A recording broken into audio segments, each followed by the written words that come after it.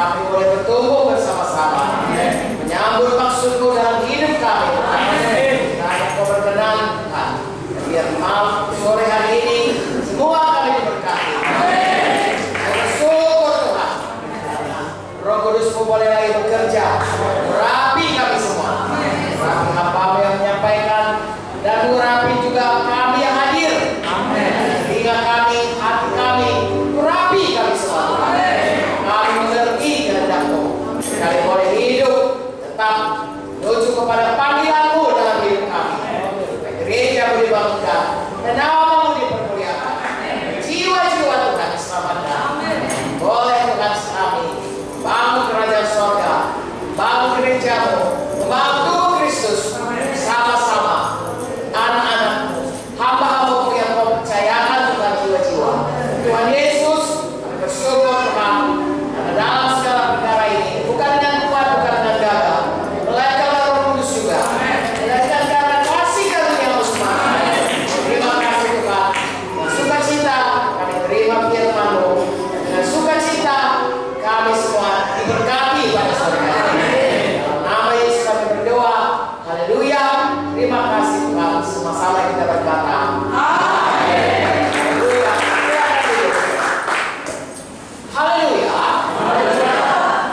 Kita bersyukur semalam sudah semuanya berkenan. Amin. Hari ini kita mendengarkan lagi firman Tuhan. Saudaraku, siapakah saudara yang dari Bengkulu? Boleh angkat tangannya. Oke, ini kemudian kepada siapa saudara yang dari Jambi? Oke, tidak kemudian siapa yang dari Riau? Haleluya. Siapa yang dari Sumatera Selatan? Oke, siapa yang dari Sumatera Utara?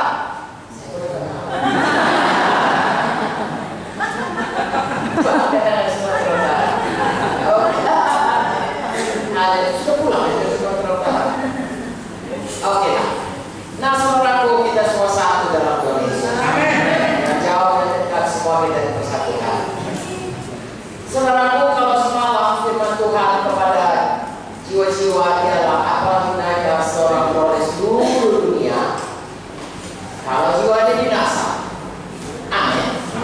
Itu sebabnya kita ajak dia semua datang kepada Yesus supaya dia percaya kepada Tuhan Yesus bagi yang belum percaya tentunya, dan supaya dia tidak dihukum oleh karena dosanya, tapi beroleh hidup yang kekal. Haleluya. Amin. Saya tanya dulu saudara, kira-kira hidup kekal itu berapa tahun? 1 juta tahun, 1 miliar tahun, lebih, selama-lamanya. Ya, Tuhan berkata, akulah Alfa dan Omega, yang awal dan yang akhir. Amin. Ya, kapan awalnya nggak tahu kita, kapan akhirnya nggak tahu. Sangat selama-lamanya. Dan hidup kita di dunia ini, saya sudah 77 tahun, saudaraku. Ya, saudara masih muda-muda, tidak ada tua saya sekira. Ya. Nah, tapi seberapa tua pun kita, panjang umur kita semuanya. Ya, orang berkata, Oma 120 tahun. Katakanlah saya 120 tahun. 120 tahun, ya, belum waktu 120 tahun itu, kalau dibanding dengan kekekalan, hanya 1 titik aja. Ya. Jadi kita harus bersungguh-sungguh hati memakai yang sebenarnya kita Tuhan kita di dunia ini. Amin. Amin. Amin. Entah itu 100 tahun, entah itu 80 tahun. Mazmur berkata 70 tahun, kalau Tuhan 80 tahun. Sesudah Elvan 120 tahun, dulu 1000 tahun. Tapi 1000 tahun pun itu dan nggak ada 1000 tahun. Itu hanya sebentar saja. Dan apakah kehendak Tuhan bagi kita di dalam 1000 tahun itu? Tahukah saudara, yang sebentar inilah yang menentukan apa yang kita akan dapati nanti dalam kehidupan sesudah kita tinggalkan dunia. Saya dan saudara mesti mati. Syukurlah tidak dikasih tahu Tuhan kabar mati. Ya, sebab kalau misalnya kita jadi nusa kambangan, dijatuhi hukuman mati, itu agak mengerikan juga ya. Tanggal segini kalau ditembak, kau akan mati. Tapi kita Tuhan tidak beritahu. Namun Tuhan berkata kita harus berjaga-jaga setiap waktu dia bisa datang. Walaupun kita tidak mati, kalau Tuhan Yesus datang, kita harus tinggalkan dunia ini. Tapi kalau Tuhan Yesus mau datang, firman Tuhan berkata, bukti berani sekali manusia mesti mati, sesudah itu datang hukuman. Artinya, setiap kita harus mempertanggungjawabkan hidup kita selama di dunia ini. Jadi malam kita katakan kepada mereka, mari terima Yesus. Kalau tidak, dapat seluruh dunia ini, tak ada gunanya. Karena jiwa akan dihukum di neraka selama-lamanya. Pada kita dikatakan, saudaraku, ya, kita beroleh hidup yang kekal. Sesudah kita mati, kita beroleh hidup yang kekal. Tetapi selama di dunia ini ada rencana Tuhan bagi kita. Amin. Haleluya. Kalau tidak ada rencana Tuhan, tentunya Tuhan begitu kita selamat, mati saja. Orang sudah ada surga kok. Ya. Dan bagaimanapun kita katakan baiknya dunia ini, jauh lebih baik surga. Amin. Firman Tuhan menerangkan bahwa itu jalannya aja emas, ya, pintu gerbangnya mutiara, dan semua dindingnya semua bahan-bahan yang nggak ada di bumi ini, yang artinya jauh lebih baik dari di bumi ini. Jadi ya kalau memang kita ya tidak ada artinya hidup di dunia ini, begitu kita selamat, Tuhan bisa membuat kita langsung aja ke surga. Tapi mengapa Tuhan kasih kita di dunia ini? Karena ada rencana Tuhan bagi kita. Haleluya. Dengan singkatlah saya katakan, dulu waktu Tuhan menciptakan manusia ini, Tuhan menciptakannya dalam buku Kejadian 1 ayat 26 sampai 28. Kita baca sama-sama ya, supaya kita tahu, lalu kita ngerti apa yang harus kita lakukan dalam hidup kita ini. Kejadian 1 ayat 26, 27, 28 berkata, berfirmanlah Allah, baiklah kita menjadikan manusia bergambar dan rupa kita, supaya mereka berkuasa atas segala ikan di laut, burung-burung di darat, atas ternak, atas seluruh bumi, atas segala binatang melata yang merayap di bumi. Maka Allah menciptakan manusia itu menurut gambarnya, menurut gambar Allah diciptakannya dia laki-laki dan perempuan, diciptakannya mereka. Allah memberkati mereka, lalu Allah berfirman pada mereka, beranak cuculah, bertambah banyak, penuhilah bumi, taklukkanlah itu, berkuasalah atas ikan-ikan di laut, burung-burung di udara, dan atas segala binatang yang merayap di bumi. 2 kali dikatakan berkuasa. Amin. Ya. Tapi yang pertama kali dikatakan, kita diciptakan segambar dengan Tuhan. Amin. Sudah pasti dari itu mulia. Amin. Makanya Roma 3:23 waktu manusia dijatuh oleh dosa dikatakan manusia itu sudah berdosa dan kehilangan kemuliaan Allah. Hilang kemuliaan Allah. Tapi sebenarnya rencana Tuhan adalah manusia ini segambar dengannya. Amin. Tahu saudara, kalau ada rencana kita nggak jadi, kita ganti rencana lain. Kalau Tuhan sekali berencana, dia nggak mundur dari rencana. Amin. Jadi sebenarnya Tuhan kehendaki manusia ini segambar dengan dia. Amin. Ya, manusia itu roh adanya, rohnya itu kekal. Itu sebabnya dalam hati kita, buku Pengkhotbah mengatakan selalu ada kerinduan untuk hidup kekal. Manusia apapun dia, ateis pun dia, ya, orang tidak agama apapun dia, selalu berpikir kalau bisa hiduplah kekal selamanya. Karena memang itu terbuka naluri atau kodrat itu dalam kita. Ya, hidup yang kekal. Salah satu gambarannya. Ya. Dan lagi saudaraku dikatakan di sini berkuasa. Karena kita disuruh Tuhan berkuasa dulu, maka Tuhan ciptakan bumi ini untuk berkuasa. Kita berkuasa. Tetapi begitu jatuh kepada dosa, nyamuk pun bisa menyebabkan demam berdarah. Karena binatang diciptakan Tuhan itu untuk kesenangan kita. Semua diciptakan Tuhan, dan kalau kita baca hari pertama, kedua, ketiga, keempat, kelima, keenam, Tuhan berkata sangat baik. Amin. Tentunya bukan untuk penyakit itu juga binatang, ya. Tentunya itu adalah untuk kebaikan kita. Betapa baiknya Tuhan itu hanya untuk 2 manusia. Dia ciptakan Taman Eden yang begitu baik, ya. Dan Tuhan katakan kepada Adam, kita baca, Adam menamainya satu persatu, ya. Begitulah Adam itu selalu berkuasa. Begitulah itu semua diciptakan Tuhan. Indahnya, baiknya, sangat baik. bagi kita manusia ini, ya, Adam dan Hawa. Begitulah Tuhan itu murahnya kepada kita. Dan Tuhan suruh kita berkuasa bukan di dunia ini. Sekarang ini saudara lihat, datang tsunami kita itu kacau, gempa saja saudaraku, semua. Sebenarnya tidak ciptakan itu, Tuhan ciptakan sebenarnya. Semua itu baik, tapi karena dosa semua jadi rusak. Kita tidak ada berkuasa. Siapa yang berkuasa? Baca dalam Al-Quran, baca. Oh, saya berkuasa itu adalah setan dan semua bumi. Karena orang berkata, bilang Tuhan itu baik, tapi kenapa ada perang? Kenapa orang dipotong-potong, mutilasi? Itu bukan kerjaan Tuhan, saudara. Itu kerjaan setan. Kenapa setan bisa? Karena ada dosa. Lalu karena dosanya, karena tidak dia menyerahkan kuasa itu kepada setan. Kepada siapa kita taat, itulah kita hamba. Kalau kita taat kepada Tuhan, kita hamba Tuhan. Kalau kita taat kepada setan, kita hamba setan. Itu sebabnya sebelum selamat, kita ini semuanya hamba dosa. Sesudah kita mengikut Yesus, saya dan saudara sungguh-sungguh taat kepada Tuhan, kita hamba kebenaran. Amin. Jadi berubah hidup kita itu seharusnya. Nah, saya kembali lagi kepada kejadian. Jadi Tuhan suruh kita, Tuhan ciptakan kita, Tuhan mau kita segambar dengan Dia, Tuhan mau kita berkuasa, dan Tuhan mau kita memenuhi bumi. Karena Tuhan sebenarnya menciptakan kita untuk hidup kekal di bumi ini. Tapi bumi ini sudah rusak, sudah baca kutuk, sudah turun. Dan kalau sudah baca, Tuhan digantikan dengan bumi baru dan langit baru. Disitulah tempat kita. Amin. Kita dibangkitkan Tuhan mempunyai tubuh yang baru. Amin. Dan maksud Tuhan yang semula supaya dia diam bersama dengan kita, ya, dengan manusia yang segambar dengan Dia, dengan bumi yang baru tidak dicemari dosa. Itu nanti dipenuhi Tuhan pada waktu bumi baru, langit baru, dan Yerusalem baru. Kesanalah kita akan dibawa Tuhan. Saya sedikit saja saudaraku, kalau cerita ini nanti nggak siap sampai 3 hari. Tapi setidaknya saya dan saudara biarlah mengerti mengapa kita ada di dunia ini. Sebenarnya Tuhan mau tadinya kita itu di dunia ini bersama dia bersama dengan kita, dia dalam Eden, tapi Eden sudah semuanya rusak, saudara. Kita diusir dari Eden, dikeluarkan dari Eden, tapi Tuhan sediakan Yerusalem baru, bumi baru, langit baru. Kesanalah kita berjalan. Bagaimana jalannya?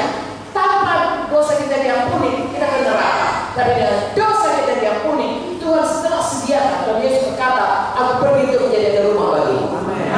Disediakan Tuhan itu. Saya dan saudara dibuat Tuhan di dunia ini, ada tugas kita dan bersiap-siap untuk pergi di mana Yesus ada.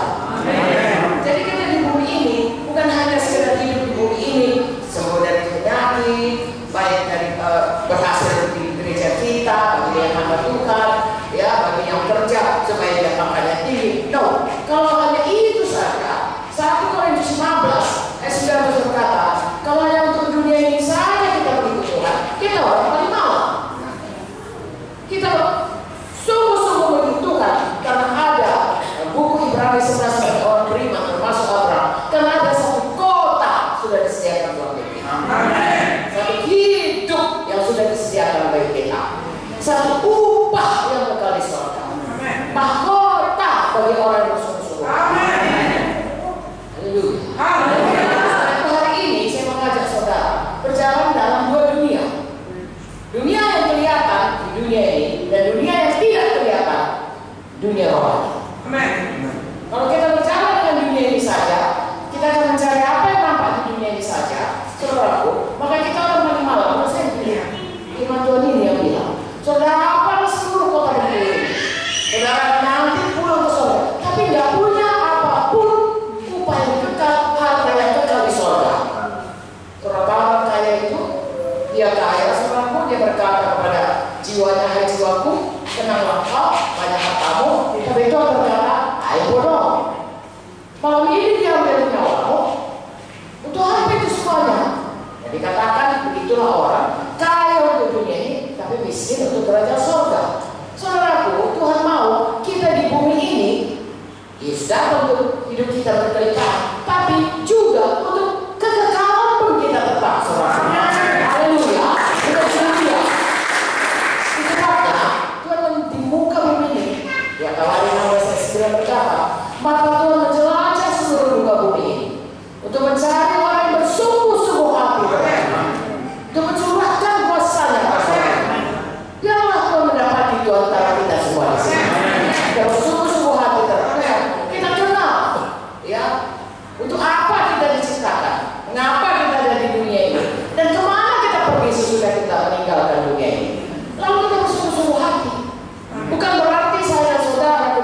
nggak perlu dilihat di dunia. Justru karena kita bersungguh-sungguh hati untuk hidup kekal, kita bersungguh-sungguh hati melayani di bumi. Karena kesungguhan hati kita di bumi ini kelak akan membuahkan hasil kekekalan. Haleluya. Jadi saya ajak saudara, tentunya ini saudaraku memerlukan pelajaran seumur hidup. Ya, bukan hanya hari ini saja. Saya dan saudara, harus berubah kembali menjadi segambar seperti Yesus. Sayang, semua kita ini sudah ada dalam dosa. Manusia lama yang sudah turun-temurun dalam dosa. Ya, dari generasi kepada generasi adalah yang kutuk keturunan. Mari kita terdengar. Kalau bapaknya darah tinggi, kakeknya darah tinggi, opungnya darah tinggi, anaknya darah tinggi, cucunya darah tinggi, itu kutuk. Ada orang saudaraku, saya sekolah begitu 77 tahun. Sebelum selamat, saya selamat kira-kira umur 27 tahun, saudaraku. Ya, sudah tamat dulu saya dokter. Lalu saya lihat ada orang rajin serajin macam, tapi tetap juga berutang. Bangkrut juga. Tiap hari datang minta tolong kepada orang tua saya. Ya, minta tolong. Hari ini minta modal, dimodalin. Untung ini bang, beli berapa? Nah, modal lagi datang, minta modal. Rajinnya luar biasa. Tetapi kenapa? Kutuk itu, ya setan itu mencuri, merampok, binasakan, bunuh. Itu yang dikerjakan. Tapi sesudah kita selamat, Tuhan pulihkan. Amin. Haleluya. Itu sebabnya saya dan saudara harus tiap-tiap hari pertama membaca firman. Amin. Berdoa bersekutu dengan Tuhan. Kita akan doakan seperti yang kita sembah. Amin. Dan kita akan doakan dibaharui pikiran kita sesuai dengan firman Tuhan. Amin. Yang kita terima dan kita percayai dan kita praktekkan dalam hidup kita. Amin. Saya dan saudara berubah. Kalau saya dan saudara tidak berubah, tolong dicek betul. Kalau orang saudara yang baru, hatinya itu cenderung ya untuk menjadi seperti Yesus. Ada Roh Kudus di dalam yang mengajari dia, memimpin dia pada segala kebenaran. Kalau tadinya dia katakanlah berbohong, terus juga mencintai bohong, saudaraku, itu disangsikan keselamatan. Ya, mungkin dia ke gereja, mungkin dia pun jadi salah seorang pelayan Tuhan, bahkan mungkin jadi pendeta. Tapi kalau dia tidak berubah, tidak bisa, saudara. Harus berubah. Amin. Ya, itu roh yang tinggal di dalam kita, roh Tuhan yang tinggal dalam kita, membuat kita itu, saudaraku, condong dari kita kepada kebenaran. Ya. Dan bahagia kita itu, kalau kita mengasihi Tuhan, itu hukum terutama. Mengasihi Tuhan, ya segenap hati, segenap jiwa, dan segenap akal budi, segenap jiwa. Artinya patuh mutlak kepada Dia. Amin. Ada apa kata firman? Kita suka. Tuhan bilang jangan bohong. Gak mau lagi kita bohong. Sekali dua kali bisa pasti. Ya. Tetapi makin lama makin gak mau lagi bohong. Tandanya ada kehidupan di dalam kita. Amin. Saudaraku, Tuhan berkata kita domba-domba Tuhan. Amin. Amin. Gak pernah Tuhan berkata kucing-kucing Tuhan. Apalagi babi Tuhan. Walaupun kita pasti mau makan babi. Mengapa? Saya dua macam ini aja. Kalau babi, saudaraku, ya katakanlah saudaraku, dia kita bersih, kita beros, bikin ambil parfum,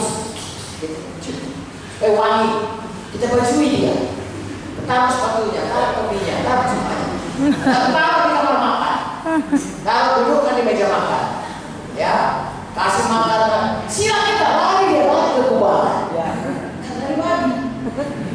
Tapi kalau domba tidak. Selalu diberikan bapak putih itu domba untuk kill. Selalu domba itu tahunya cuma ketawa apa? Kami bawa ke rumah. Kawan-kawannya makan rumput di sebelah rumah kami itu ada rumput dibawa oleh gembalanya ke situ. Lebih banyak 30.000 waktu itu karena dia bilang beli. Lalu dibelilah si domba. Sampai dari kamar makan kami kasih makan. Nggak mau ya, dikasih tahu cowok nggak mau.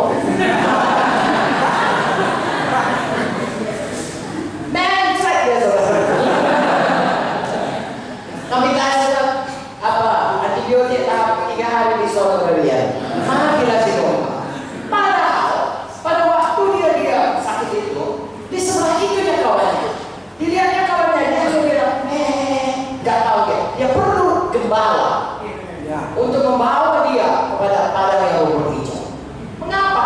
Begitulah kodratnya, yaitu kodrat yang tidak suka akan hal-hal yang tidak baik. Dia tidak suka akan tauco, dia tidak suka lumpur, ya. Perlu gembala. Maka saya dan saudara perlu gembala. Amin. Gembala kita yang baik, gembala Yesus, gembala aku kita Tuhan Yesus. Ini terima kasih wakilnya, itu Bapak Gembala, ya.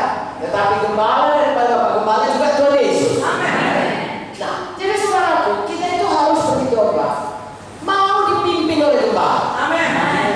Nggak bisa emang suka di kita, ya. Tuhan bilang jangan bikin itu, jangan jorok-jorok, artinya jangan lakukan dosa. Mati pula aku suka ini, nggak bisa saudara. Ada kodrat anak Tuhan, gembala atau domba Tuhan, ada Roh Kudus. Karena kita tidak mau dosa. Itulah tandanya yang sudah ada lahir baru kepada kita. Jadi saya singkatkan saja. Roma 12 ayat 12 berkata harus berubah. Dan sepanjang buku ini berkata kita harus menanggalkan manusia lama dan memakai manusia baru. Terus kita akui sampai menjadi seperti Yesus. Saudara tanya, nanti kepala saudara mengajarkannya. Tapi saya dan saudara tiap hari harus berubah. Amin. Mengapa? Karena hidup orang itu berubah. Saya dan saudara sebelum kami saudarakan training, ya, setahun harus berubah, 2 tahun harus berubah, seterusnya sampai kita pulang ke surga kita harus berubah hari selepas hari. Semua yang menunjukkan bahwa kita ini memang diciptakan Tuhan untuk menjadi segala-galanya. Haleluya. Tuhan memulihkan kuasa dalam kita. Kalau selama ini setan yang memerintah kita bikin dosa, nggak bisa kita lakukan. Ya, aku nggak mau merokok sehari 2 hari, seminggu lagi udah merokok lagi. Aku nggak mau lihat pornografi, ya, situs dari HP ku, ya, seminggu 2 minggu. Minggu berikutnya udah nggak tahan melawannya. Kalau tidak punya Tuhan Yesus, itulah halnya. Sesudah kita selamat, ada Roh Kudus, maka ada kesadaran dalam hati kita tidak jauh untuk bisa melawan ini. Dan kita bisa lawan. Roh Kudus itu mematikan semuanya yang ada ini. Bukan hanya dosa diampuni, tapi yang berdosa itu pun dilepaskan Tuhan dari kita. Sehingga saya dan saudara bukan lagi setan yang memerintah kita, bukan dosa yang memerintah kita. Kita memijak semuanya kuasa-kuasa kegelapan, memijak ular kepala jengking, setelah setan yang memberi penyakit, yang menggoda kita untuk jatuh pada dosa, dan patahkan semua kuasanya. Dan kita hidup menang dari satu kemenangan kepada kemenangan yang berikutnya. Dari kemuliaan kepada kemuliaan. Kalau tadinya kita hamba dosa, kita menjadi hamba kebenaran. Hanya Roma 8 berkata kita lebih daripada orang yang menang. Haleluya. Pulihkan bagaimana kita yang memerintah di bumi ini. Sekarang, pada waktu kami ditembak, ya, kami pernah dibom, pernah ditembak. Jadi pada hari yang kami ditembak itu, ya, kami naik mobil, tiba-tiba kedengaran bom. Kami pikir bom mana lagi meledak. Rupanya ditembaknya dari dinding mobil, pintu mobil itu kena kaleng supir. Langsung layu sekali jatuh, darah bersimbah. Kemudian penembak itu datang ke depan karena mobil terhenti. Pas waktu itu ada polisi tidur, di situ ada ditembaknya.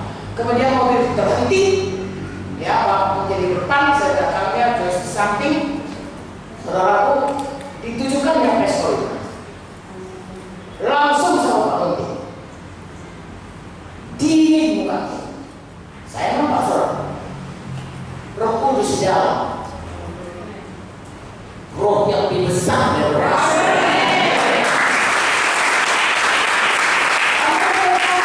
Saya serentak berkata, dalam nama Yesus, dalam Yesus, tidak bisa kau tembak. Dalam nama Yesus, dalam nama Yesus. Saya tidak tahu berapa lama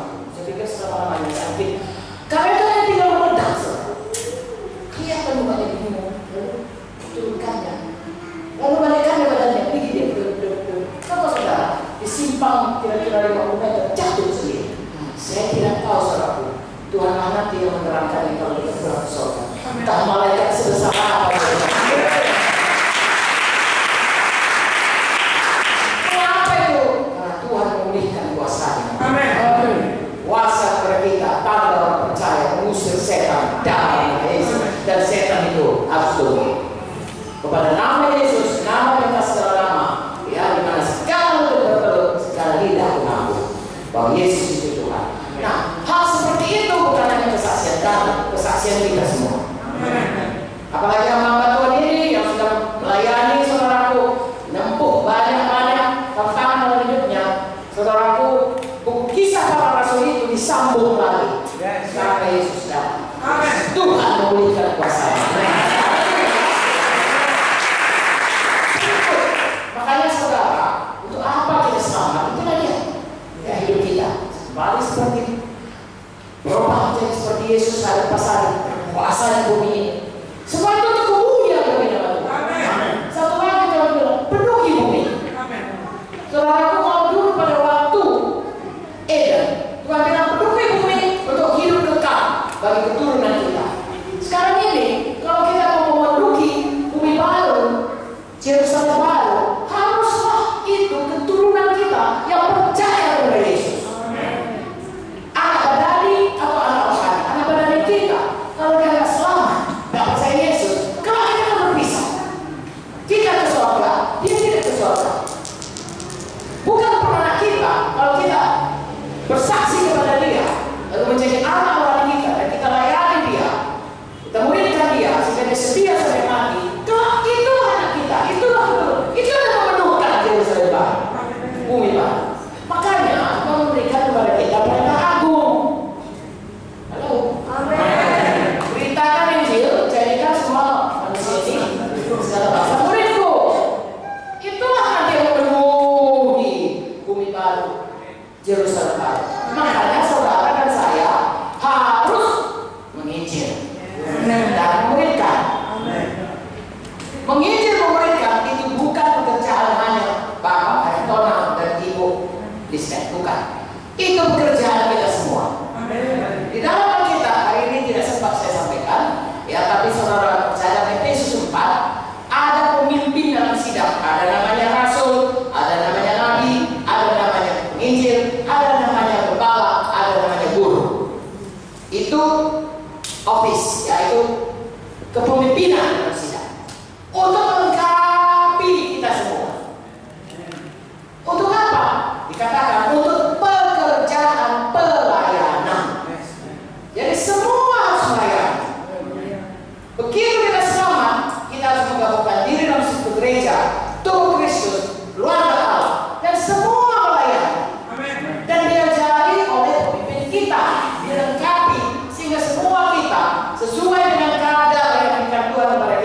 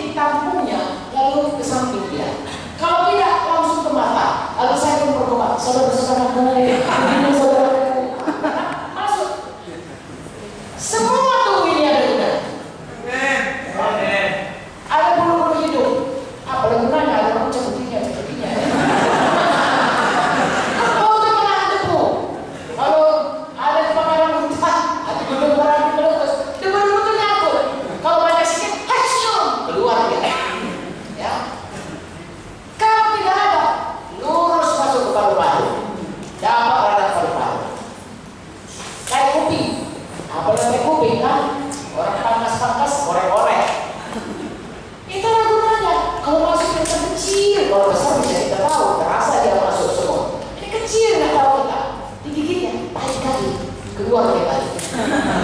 Kalau nggak percaya bisa tahu. Percaya saja. Maksud saya percaya saja lah, semua kita punya tempat, punya fungsi, punya tugas, punya pelayanan. Pernah terjadi kemunduran gereja. Mengapa? Karena di dalam gereja itu yang bertugas hanya 10%. Kalau gerejanya 70 orang, yang bertugas pendetanya suami istri, kemudian tukang jaga pintu, ya, dan lain sebagainya, 7 orang, 10%. Untuk melayani yang 90%. Maka tidak usah heran kalau gereja itu lambat bertumbuhnya. Tetapi saudaraku, Tuhan memberikan pengertian kepada tubuh Kristus pada akhir zaman ini. Mengenai tubuh Kristus, tidak ada kita yang tidak melayani. Amin. Mulai lahir baru pun bisa melayani. Tadi saya katakan, beritakan Injil, ya, misalnya, bisa bersaksi seperti kita di malam, sembuh dia, bersaksi di muka, itu udah melayani, saudara. Dia berkata, saya sudah sembuh. Tadinya saya nggak bisa jalan, sekarang udah bisa jalan. Saya mau menyebutkan Yesus. Kira-kira begitulah. Itu Pak lain saudara berkata, kita lihat mukanya sedih. Kenapa kok sedih? Iya, anakku ditabrak kemarin, ini gue mulai tambah sedih. Oh, mari kita doakan, misalnya. Kita doakan dia, kalau dia mau didoakan, itu pun sudah pelayanan. Haleluya. Apa saja nanti gembala sidang dan semua kepemimpinan bisa mengajari kita, melengkapi kita, sehingga kita semua ada tempatnya masing-masing. Itu kalau dari tubuh Kristus. Kalau dari keluarga, kami orang Batak marah 10 orang, baru 10 gitu. Wah, kami sama lihat orang Batak, kemana-mana saja. Gak pernah didengar banyak anaknya maka berhadiah anaknya, tidak. Karena apa? Lahir anak nomor 1, jaganya adiknya. Lahir lagi, jaganya adiknya, Saya ingat waktu saya masih kecil, saudaraku, adik saya, ya, Rasita yang sekarang di Medan, Ibu Towi. Umur saya beda kami 4 tahun. Diambil mama saya, digendongkannya di belakang. Saya krempek, dia gendut. Begitu ditaruh mama, saya juga berlari. Tapi begitulah orang tua mengajari supaya semua bisa berfungsi. Amin. Besar sedikit, sapu, kau tek, sapu. Ya, cok, kau pandai dulu, betul kan? Semua. Dan kalau anak itu tidak diajari kerja, jadi preman. Coba saya bayangkan, atau tidak menjadi preman, jadi beban. Umur 1 tahun belum bisa makan, disuap. Umur 3 tahun masih disuap. Umur 12 tahun pun masih disuap. Umur 1 tahun mesti dicebokin. Umur 5 tahun mesti dicebokin. Umur 15 tahun pun mesti dicebokin. Saudara bisa bayangkan itu orang tua yang berdua, mama dan papa, kerjanya tidak berhenti. Cebokin ini, harus ini, makan ini, harus ini, kencingnya ini, harus ini. Dia sendiri berdua melayani anak-anaknya. Begitulah kira-kira. Kalau kita lihat secara medali, kita ketawa. Bodoh kali itu keluarga itu. Besar rohani bisa begitu. Iya. Tapi tidak saja berdua. Yang lainnya saudara, doakan dulu kepalaku sakit, doakan dulu perutku sakit, doakan dulu udah siap perutnya, minggu mukanya, tutupku rumah romantiknya, udah siap rumah romantiknya, minggu mukanya lagi, tukiku lagi sudah baiknya. Nah, itu aja terjadi. Tidak ada itu. Bangun. Semua ada.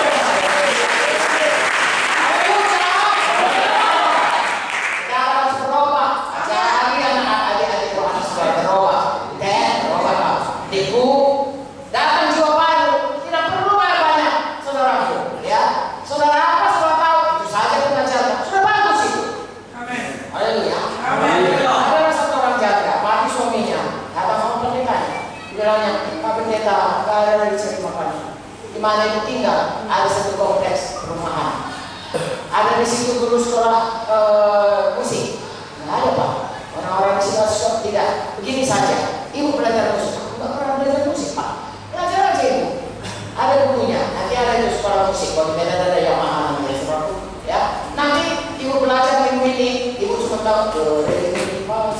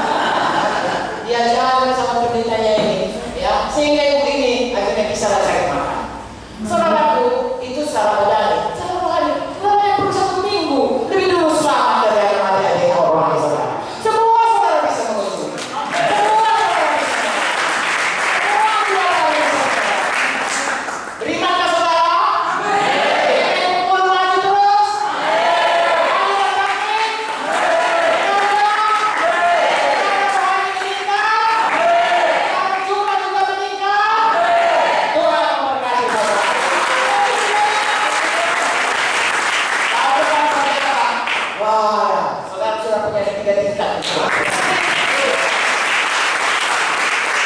Katakan kita, Tuhan Yesus engkau memberkati semua anak-anak Tuhan. Tidak ada satu pun yang tidak bertobat. Semua berdoa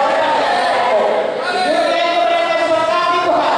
Ada dulu kerajaan Allah dan kebenaran. Sekali aja dikatakan, di sorga mereka dapat upah yang tetap. Mereka berubah semuanya Tuhan. Seperti kehendak-Mu, seperti rencana-Mu. Karena Kau menciptakan kami. Oleh segala mereka yang berubah dari masa berkuasa di bumi ini. Berubah kami-Mu. Tingkat-tingkat atas kami. Haleluya. Semua kita berkata, amin. Tuhan Yesus memberkati.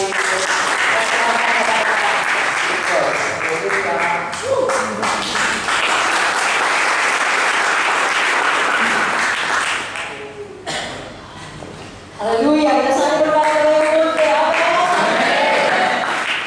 Saudaraku yang firman oleh Kunte, tadi kita sudah diajari kita harus segambar dengan Tuhan, kita harus diubahkan tiap hari serupa dengan Tuhan Yesus. Amin. Dan kita harus berkuasa. Tuhan sudah memberikan kuasa kepada kita. Kita bisa menang atas dosa. Dan kita bisa menang atas semua tipu daya setan. Amin. Dan mari kita memenuhi bumi. Amin. Khususnya dengan anak-anak rohani kita, karena itulah yang kekal. Amin. Mereka akan menginjil dan memulihkan. Amin.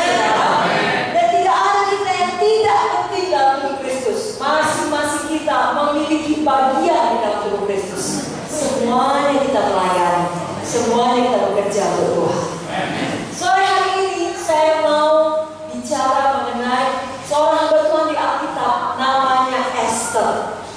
Kehidupan Esther mengajarkan kepada kita bahwasanya siapapun kita, maksudnya dari latar belakang apapun kita, dan di mana Tuhan menempatkan kita, apakah di Bengkulu, di Jambi, di Riau, Sumatera Selatan, di mana saja Tuhan menempatkan kita, masing-masing kita dapat melakukan perkara besar bagi Tuhan.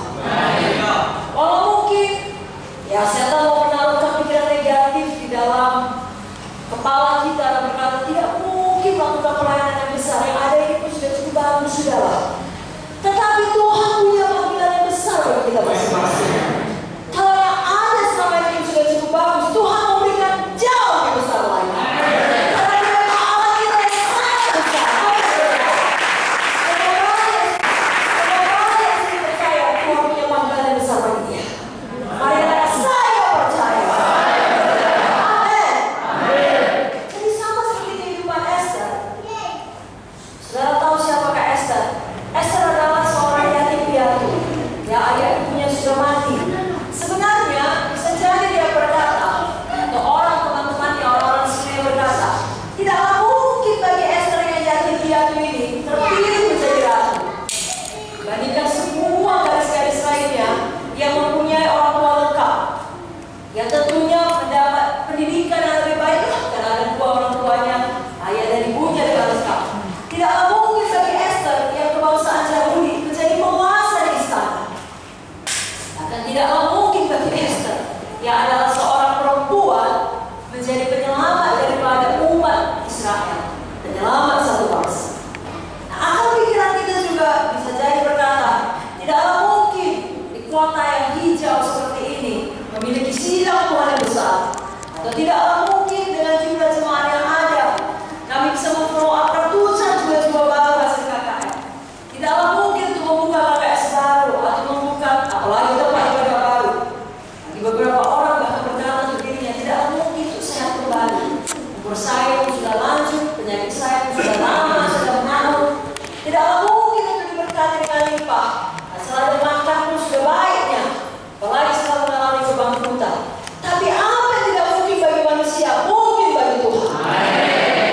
Esther walaupun dia yatim piatu, betul dia menjadi ratu. Walaupun dia kebangsaan Yahudi, nah kalau dalam tanda kutip pada masa di mana dia hidup, itu adalah bangsa budak atau kelas warga kelas 2. Tapi toh Esther menjadi penguasa di istana. Dan walaupun dia seorang perempuan yang pada zaman itu lagi-lagi warga kelas 2, dia bisa menjadi penyelamat satu bangsa. Saudara juga bisa membangun sidang Tuhan yang besar. Amin. Bengkulu, Riau,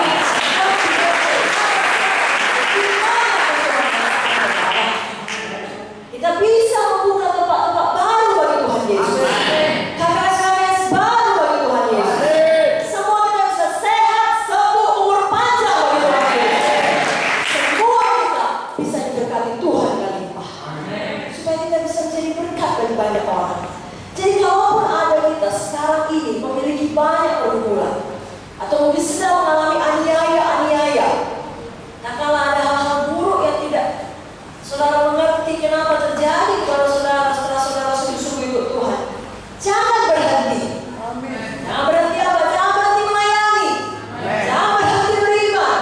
Biar firman Tuhan tentang kehidupan Esther betul-betul membuat kita teguh melayani Tuhan dan beriman kepada Tuhan. Banyak hal dalam hidup kita kelihatannya ya tidak baiklah, hanya merupakan kesakitan semata-mata, tetapi itu bisa dikerjakan Tuhan mendatangkan kebaikan bagi kita. Seperti hidup Esther tadi, yatim piatu, kebangsaan Yahudi, seorang perempuan, banyak minusnya, kelihatannya tidak baik, tapi di dalam tangan Tuhan semuanya dapat bekerja sama mendatangkan kebaikan. Bukan hanya dia diangkat tinggi, tapi Tuhan mengangkat dia tinggi dengan satu maksud, dengan satu panggilan. Sama seperti kita semua di sini, Tuhan mengangkat kita tinggi, memindahkan kita dari kerajaan gelap pada kerajaan terang, membebaskan kita dari bentuk dosa, penyakit, kemiskinan, menjadi sehat, berkelimpahan, diberkati. Ada maksud Tuhan yang besar. Amin, saudara. Sebabnya mulai sore hari ini kita tidak lagi mengeluh, membuat alasan, begini keadaanku, begini minusnya, begini kekurangannya, inilah kendalanya, inilah yang sedang terjadi, inilah faktanya. Tidak. Kita tahu apa kata firman Roma 8 ayat 28, Allah turut bekerja di dalam segala sesuatu untuk mendatangkan kebaikan bagi kita yang mengasihi Dia. Jadi menurut mata dunia Esther banyak minusnya, menurut mata dunia kita mungkin banyak pergumulan kita, banyak kendala yang harus kita alami, yang sedang kita alami untuk menyelesaikan panggilan Tuhan. Tetapi di dalam tangan Tuhan yang berkuasa, itu akan mendatangkan kebaikan. Perkara yang pertama yang dapat kita pelajari dari kehidupan Esther, kita harus ingat tidak ada yang mustahil kepada Tuhan. Tidak ada yang mustahil kepada kita yang percaya. Artinya saya dan saudara semua kita dapat dipulihkan, dan semua kita dapat melakukan pekerjaan yang besar bagi Tuhan. Dalam buku Esther 2 ayat 7 dituliskan, saya bacakan Esther 2 ayat 7. Mordekai itu adalah pengasuh Hadasa, yakni Esther, anak saudara ayahnya. Sebab anak itu tidak beribu bapa lagi, gadis itu elok perawakannya dan cantik parasnya. Ketika ibu bapaknya mati, dia diangkat sebagai anak oleh Mordekai. Jadi Esther tidak memiliki ayah maupun ibu, dia seorang yatim piatu diasuh oleh Mordekai yang adalah sepupunya. Namun Mordekai, saya pikir kalau sudah jauh lebih tua, mengangkat dia sebagai anak. Dengan kata lain, Mordekai lah orang tuanya. Dari pandangan dunia, nasib Esther tidak baik. Seorang perempuan yang tidak memiliki ayah ibu dalam memulai hidupnya itu kekurangan yang besar. Namun Esther menjadi ratu pada masa itu, melebihi semua perempuan yang punya orang tua lengkap. Itu luar biasa. Kalau ada di antara saudara merasa nasib saudara tidak baik, keluarga saudara tidak baik, tempat di mana saudara melayani tidak baik, atau mungkin masa lalu saudara tidak baik, tapi saudara masih memiliki dosa yang terselubung sehingga saudara selalu merasa tertuduh, ada tahanan dalam melayani. Apapun yang terjadi di masa lalu, bahkan masa sekarang ini, biarkan firman Tuhan pada sore ini mengingatkan kita, semua kita bisa dipulihkan. Semua kita bisa bangun bangkit dan melakukan pekerjaan besar. Tidak perlu hidup terus dalam masa lalu, apalagi dalam dosa. Tadi sudah jelas Ibu Munte, kita berkuasa, kita menang atas dosa. Tidak perlu kita terus hidup dalam kekecewaan atau kesakitan. Mari kita semua bangun dan bangun. Bangun bangkit untuk melayani Tuhan. Bangun bangkit untuk melakukan pekerjaan besar dalam Tuhan.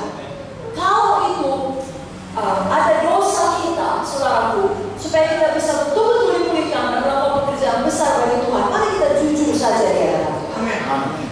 Mazmur Daud dalam Mazmurnya pasal 32, apakah yang dikatakan Daud? Saya bacakan Mazmur 32 ayat 1 sampai 5. Berbahagialah orang yang diampuni pelanggarannya, yang dosanya ditutupi. Berbahagialah manusia yang kesalahannya tidak diperhitungkan Tuhan, dan yang tidak berjiwa menipu. Selama aku berdiam diri, tulang-tulangku menjadi lesu karena aku mengeluh sepanjang hari. Sebab siang malam tanganmu menekan aku dengan berat, susungku menjadi kering seperti oleh teriknya musim panas. Dosaku kuberitahukan kepadamu, dan kesalahanku tidaklah kusembunyikan. Aku berkata, aku akan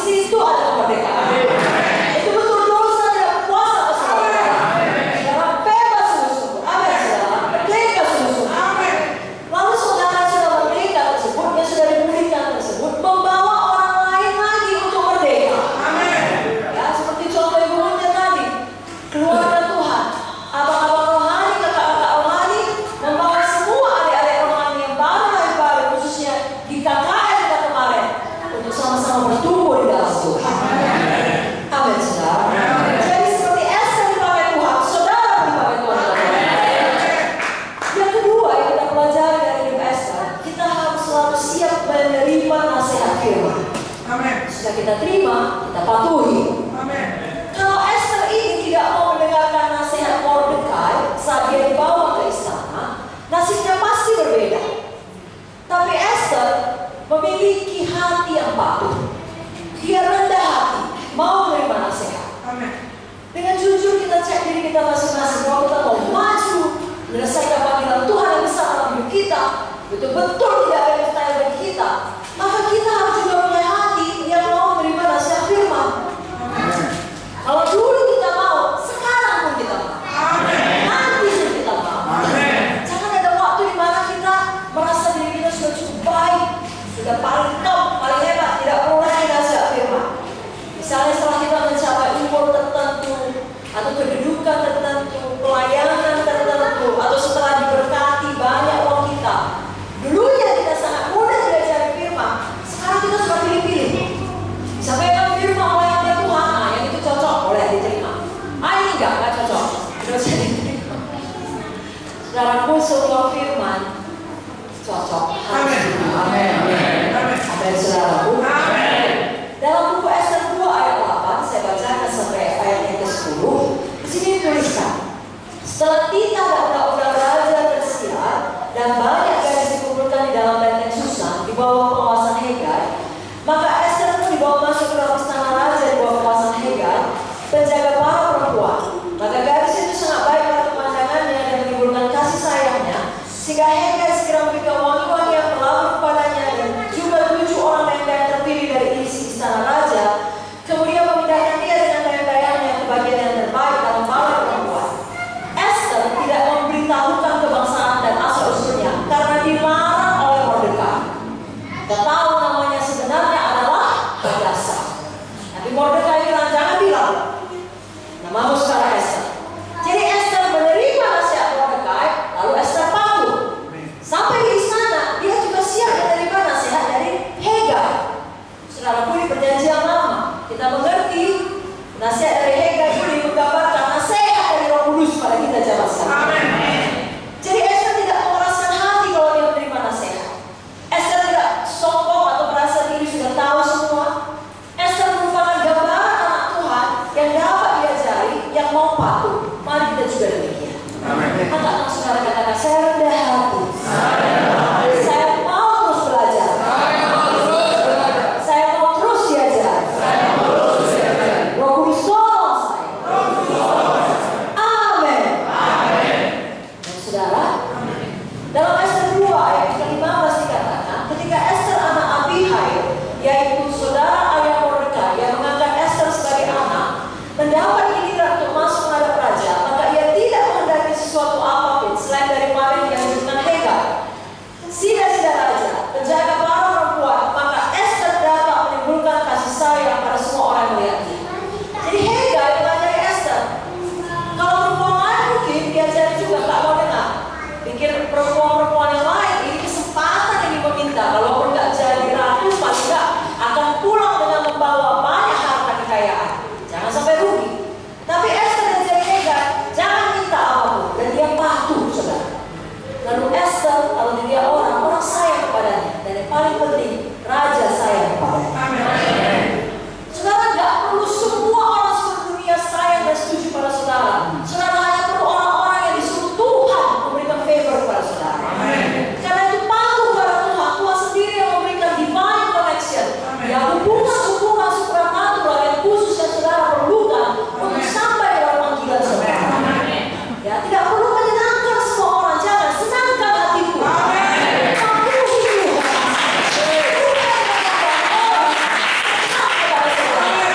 Saya ulangi, Tuhan yang membuat orang senang pada saudara. Orang yang tepat. Bukan semua orang, saudara, orang yang tepat. Jadi mari rendah hati dan mau mendengarkan nasihat Roh Kudus. Juga tentunya nasihat firman.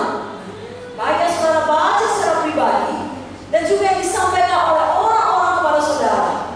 Jangan kita sombong dan tidak mau mendengarkan nasihat firman. Amsal 12 ayat 15 mengatakan, jangan orang bodoh lurus dalam anggapannya sendiri, tapi siapa mendengarkan nasihat yang bijak. Kita tidak mau seperti orang bodoh. Tapi ingin kita benar, kita lurus, biar kita mau mendengarkan nasihat, kita mau seperti orang bijak. Amsal 19 ayat 20 mengatakan,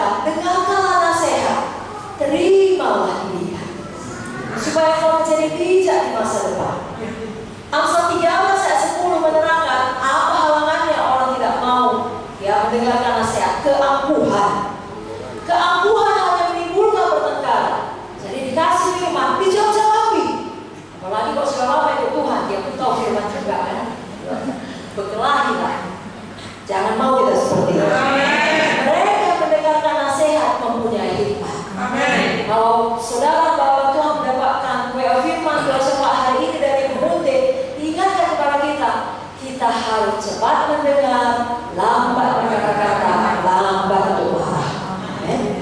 Kalau dalam Amsal 24 ayat 14 dikatakan, ketahuilah demikianlah hikmat untuk jiwamu, jika kau mendapatkannya maka ada masa depan, harapanmu tidak akan hilang. Jadi kalau kita mendengarkan nasihat, kita punya hikmat. Kalau kita punya hikmat, ada masa depan. Dijamin Tuhan masa depan kita. Tentunya kita bisa membedakan mana nasihat firman, nasihat Roh Kudus, ya, artinya juga dari orang-orang yang dipenuhi firman Roh Kudus, mana nasihat orang-orang fasik, yakni nasihat yang tidak sesuai firman, yang tidak sesuai dengan kesaksian Roh Kudus dalam hati kita. Saudara sebagai Roh Kudus, saudara tahu kapan tidak damai, itu bukan dari Roh Kudus. Amin, saudara. Kita yang sudah lama dan memang sudah tahu firman, pertama firman, kedua Roh Kudus. Kalau tidak ada firman, apa yang diingatkan Roh Kudus? Lalu kalau ada kesaksian di sini tidak damai, jangan diteruskan, saudara. Mazmur 1 ayat 1 jelas mengatakan, berbahagialah orang tidak berjalan menurut nasihat orang fasik, yang tidak berdiri di jalan orang berdosa, yang tidak duduk dalam kumpulan pencemooh. Jadi orang fasik ini memberi nasihat juga, tapi jangan kita dengarkan. Kapan itu bertentangan dengan firman, bertentangan dengan kesaksian Roh dalam hati kita, jangan kita ikuti. Kalaupun itu masuk akal, misalnya dia beritahu kepada saudara orang tua, ada anak saudara sudah pemuda, sudah pemudi, semangat kali dia jadi hamba Tuhan. Tengoknya Tuhan yang masuk sar Riau atau sar Jambi, nanti ada semua sar Sumatera Selatan.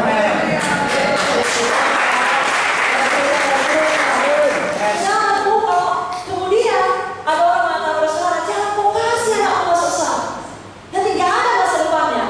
Itu bukan nasihat Roh Kudus, kan? Mana amin? Kalau ada orang mengatakan kepada saudara, sekarang ini sudah zaman teknologi, gak perlu ibadah-ibadah di gereja, cukup begini aja. Saudara timbanglah sendiri kesaksian Roh dalam hati saudara. Tapi kalau Allah memberi nasihat, katakanlah, sesibuk apapun kau, oh Mama Enoh, kalau pagi-pagi kau hentikan semua kegiatanmu, pastikan anakmu bangun, berdoa dulu, baca firman sama-sama. Amin. Nasihatnya itu perlu diikuti. Amin, saudara. Supaya kelak kita tidak perlu menyesal dan berkata seperti yang tertulis dalam buku Amsal. Saya bacakan Amsal 5 ayat 12 sampai 13. Lalu engkau akan berkata, mengapa aku benci pada didikan, dan hatiku menolak teguran? Mengapa aku tidak mendengarkan suara guru-guruku, dan tidak mengarahkan telingaku kepada pengajar-pengajarku? Jangan ada kita demikian. Biarlah semua kita bersuka cita karena kita mau diajar. Sama seperti Esther. Lalu seperti Esther dia sampai pada panggilan Tuhan, saudara dan saya juga sampai pada panggilan Tuhan. Haleluya. Walaupun kita rasa cara kita sudah cukup baik, lalu dalam firman Tuhan menerangkan cara Tuhan yang adalah cara terbaik, kita ubah cara kita yang lama. Tiap hari tambah baik, apalagi dia ulang, apalagi dia tahu. Lalu pelayanan kita tambah baik, hidup kita tambah baik, segala aspek dalam hidup kita diberkati. Perkara yang ketiga yang perlu kita pelajari dari hidup Esther, mari kita ingat untuk siap menolong orang tua rohani kita. Saya bacakan Esther 4 ayat 1 sampai 5. Setelah Mordekai mengetahui segala yang terjadi itu, ia mengoyakkan pakaiannya, lalu memakai kain kabut dan abu, kemudian keluar berjalan di tengah-tengah kota sambil melolong dengan nyaring dan pedih. Saudara bisa bayangkan manusia melolong. Dengan demikian datang dia sampai ke depan pintu gerbang istana raja, karena seorang pun tidak boleh masuk pintu gerbang istana raja dengan berpakaian kain kabut. Di tiap-tiap daerah kemana Tita dan tahulah raja telah sampai, ada perkampungan yang besar di antara orang Yahudi, serta kuasa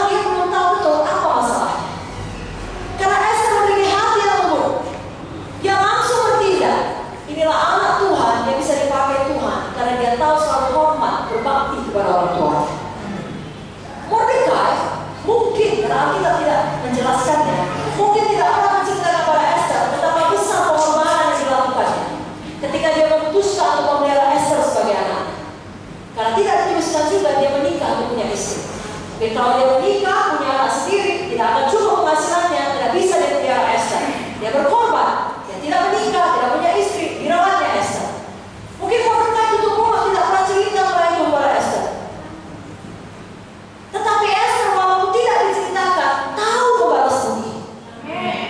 Tahu mengingat orang tua, tahu berterima kasih pada orang tuanya. Saudara, saya dan saudara, semua kita bisa selamat, bisa melayani, bisa bertumbuh. Adanya orang tua rohani dikasih Tuhan.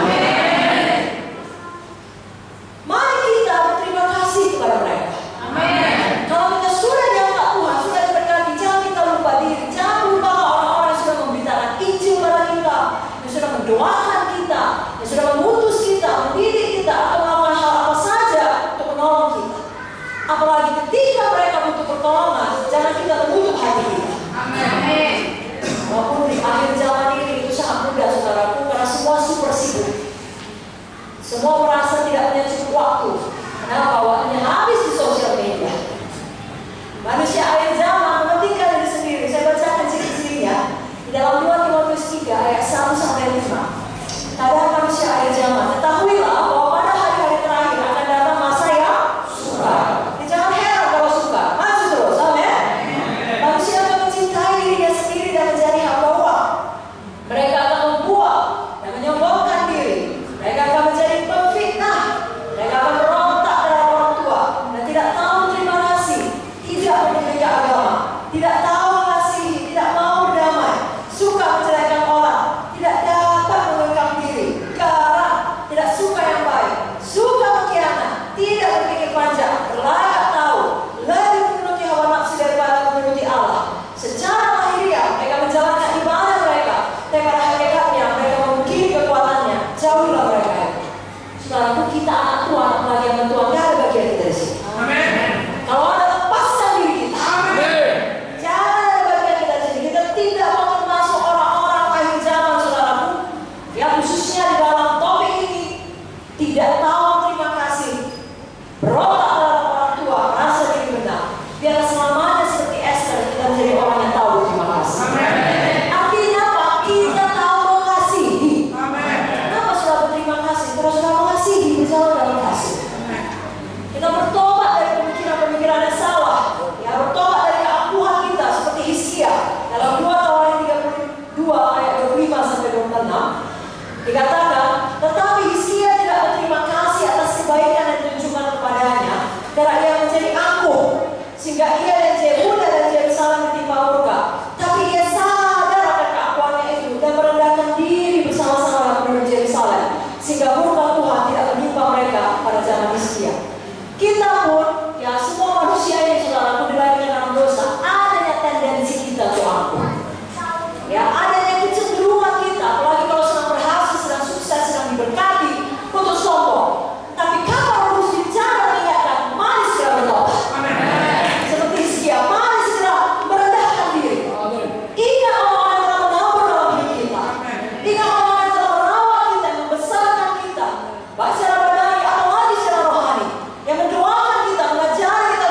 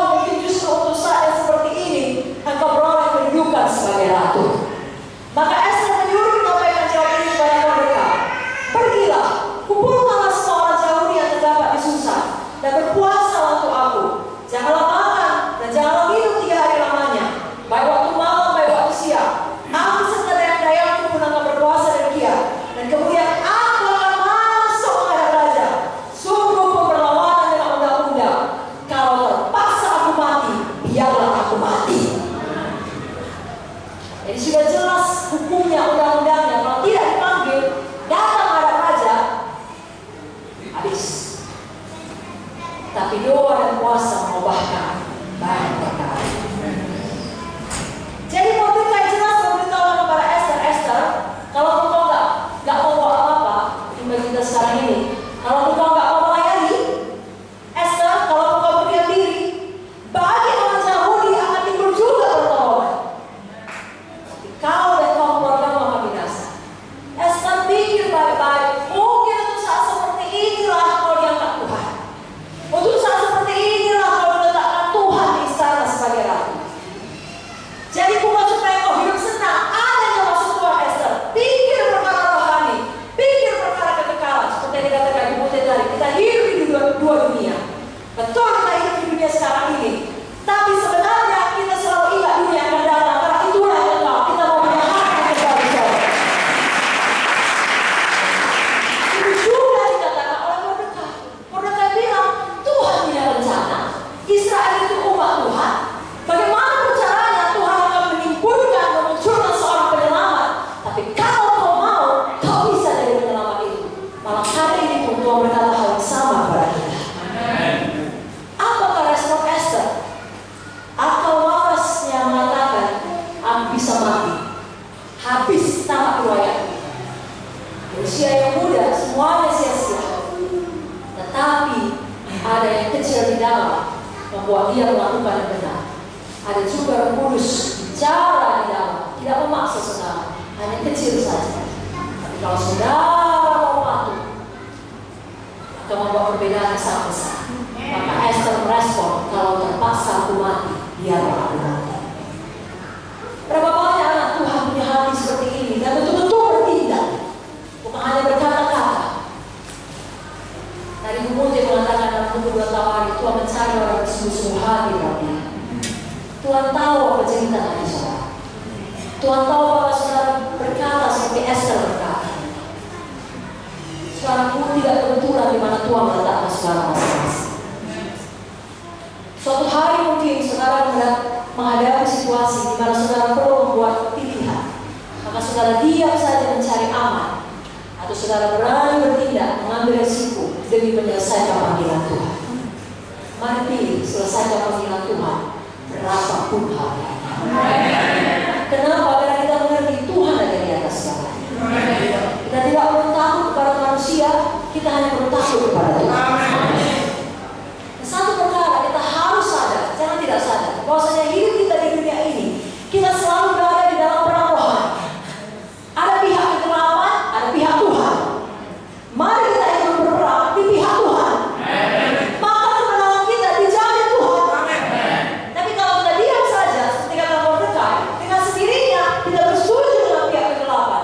Kalau kita tidak berbuat apa-apa, kita membiarkan pihak kegelapan yang menang. Jangan kita diam saja, saudara. Saya percaya tidak ada kita yang mau menjadi hamba Tuhan yang berpuas dengan melayani kita sekarang. Mungkin karena sedang kita sudah diberkati.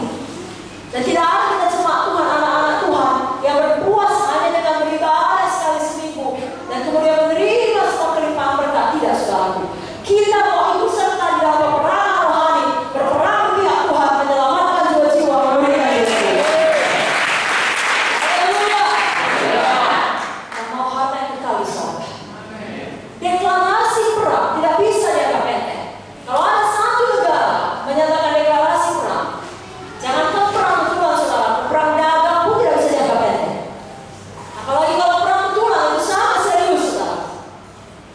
Di negara ya, kalau Tuhan sudah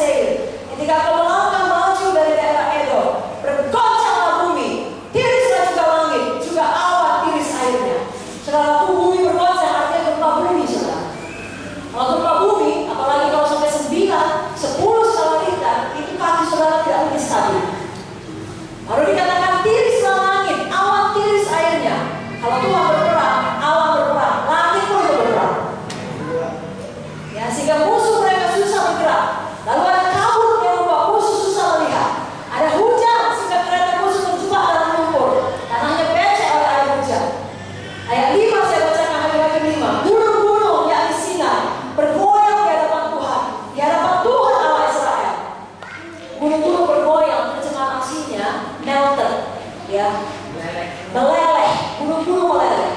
Jadi kalau dulu orang-orang kalau namanya mau bersembunyi ke gunung susah ditemukan. Tapi Tuhan bilang gunung pun meleleh, sehingga musuh-musuh Israel tidak akan berhasil jika mau sembunyi di gunung. Memang tidak ada yang bisa bersembunyi dari Tuhan. Dalam Hakim-Hakim 5 ayat yang ke-20 dikatakan, dari langit berperang bintang-bintang, dari peredarannya mereka memerangi Sisera. Kalau dulu orang-orang mencari arah, saudara, nggak ada kompas, mereka lihat petunjuk di langit pada waktu malam.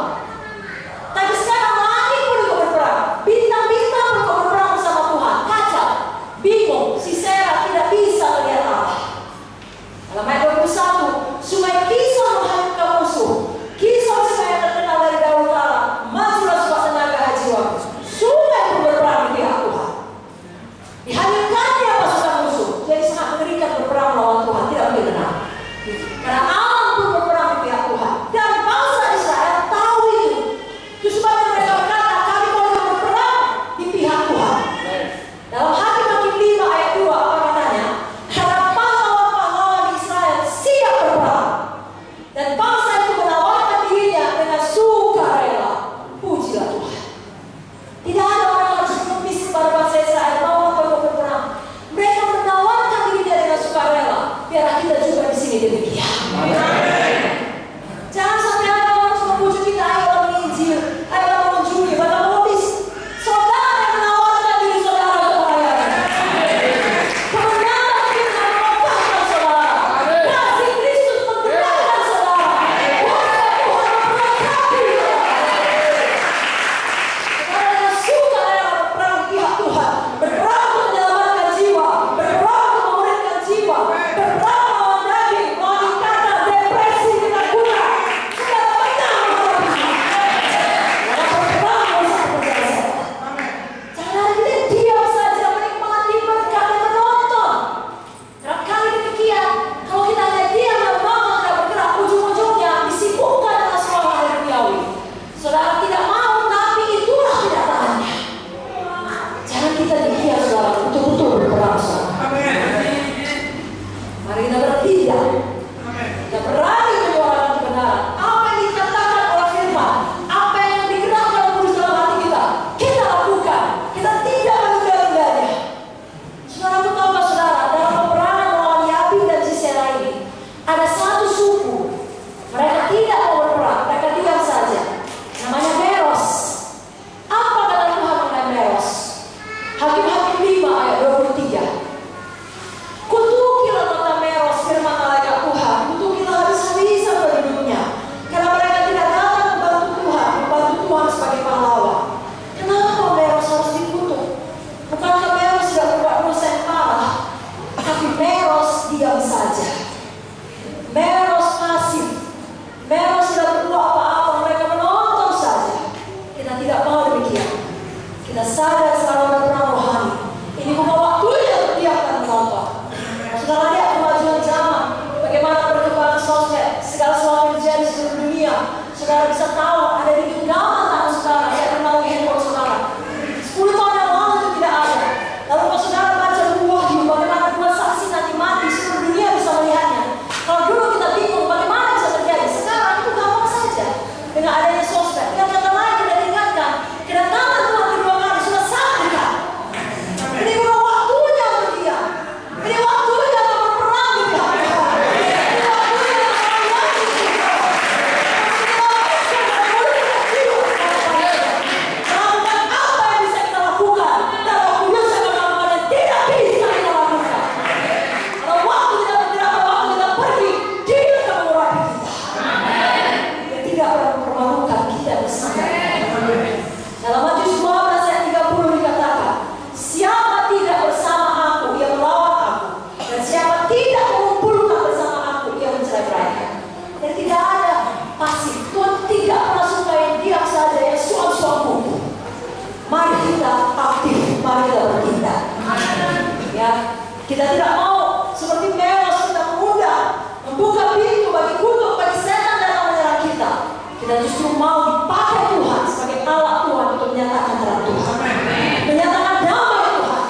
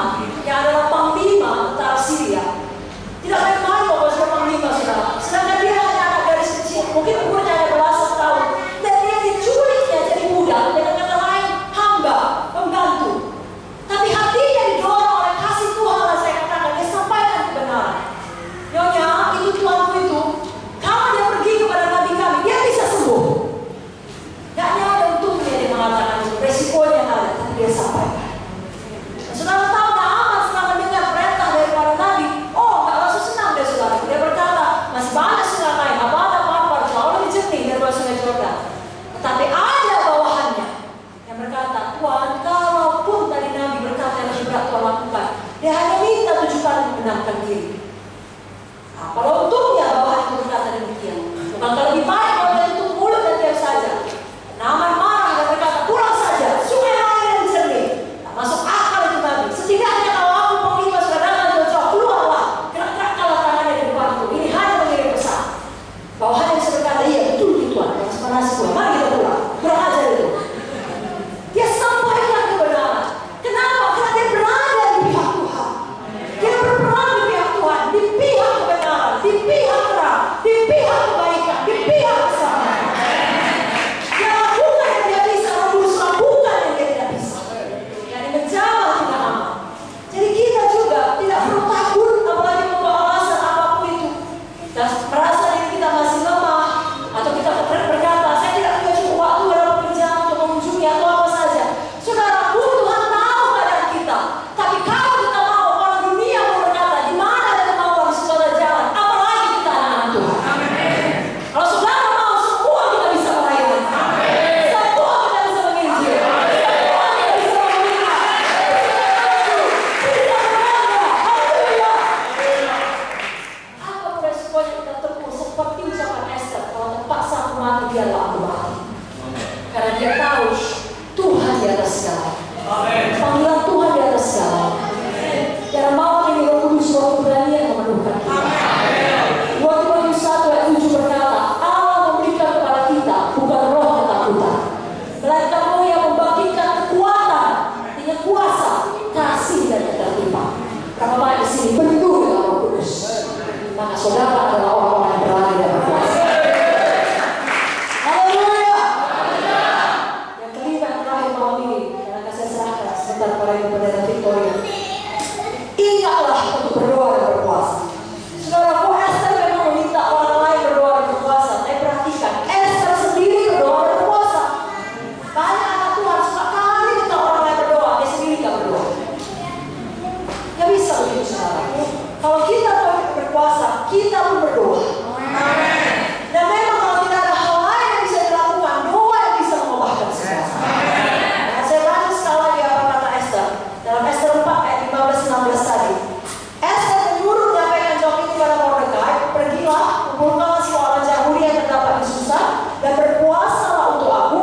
Janganlah makan, janganlah minum 3 hari lamanya, baik waktu malam, baik waktu siang.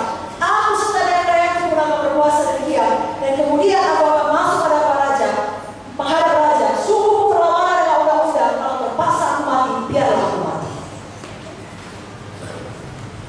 Saudaraku, berpuasa sudah menggambarkan kehidupan yang penuh penyangkalan diri. Jangan buat berpuasa sebagai rutinitas. Ada juga orang-orang yang saya dengar puasa dia hari ini, tapi sorenya makan ibasnya 2 kali lipat. Anak-anak Tuhan seperti itu. Bukan banyak orang yang iya, aku buka puasa. Entah bagaimana hati ini merasa kurang cocok konsep itu. Sebenarnya puasa bukan hanya soal makan, ya, tapi soal menyangkal diri dari semua hal duniawi. Bisa jadi saudara puasa handphone saudara. Coba lihat seminggu tanpa handphone bisa hidup tak? Jangan seminggu tak saudara. Seminggu jangan kirim SMS, jangan kirim WA, jangan apapun.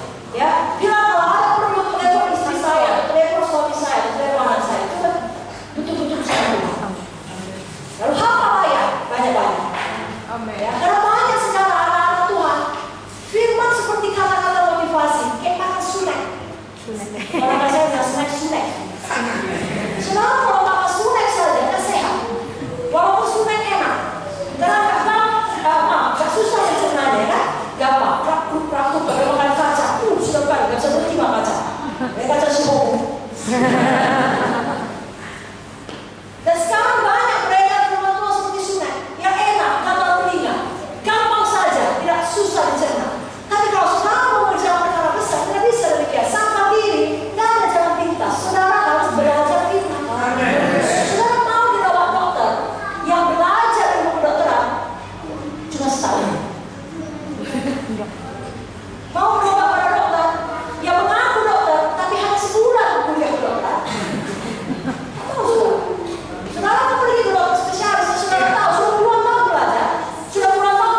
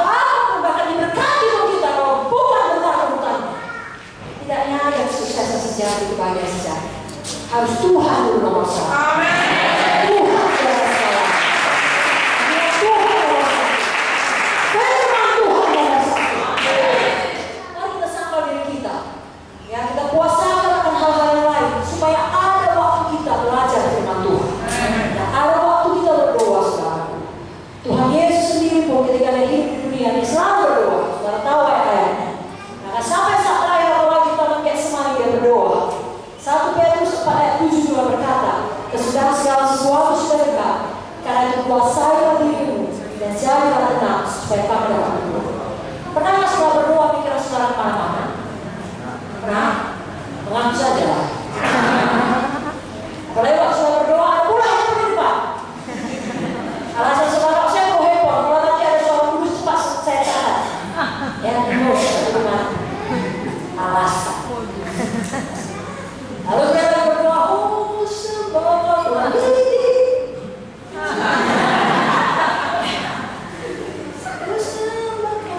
Ku puji muliakan namamu. Kuasai menjadi dan tenang. Bila itu fokus pada Tuhan. Supaya jangan nanti kalau saudara ya, saya berdoa kok, maka seluruh dunia saya doakan. Saudara bilang, iya. Bagaimana dengan nanti? Kalau dia berkata seluruh dunia, amin. Saudara bilang sama semua orang, saya berdoa, seperti yang saya doakan. Semua orang menganggap saudara hebat. Tuhan tahu kebenaran. Cuma hamba Tuhan punya integritas. Kita tidak peduli apa kata dunia. Apa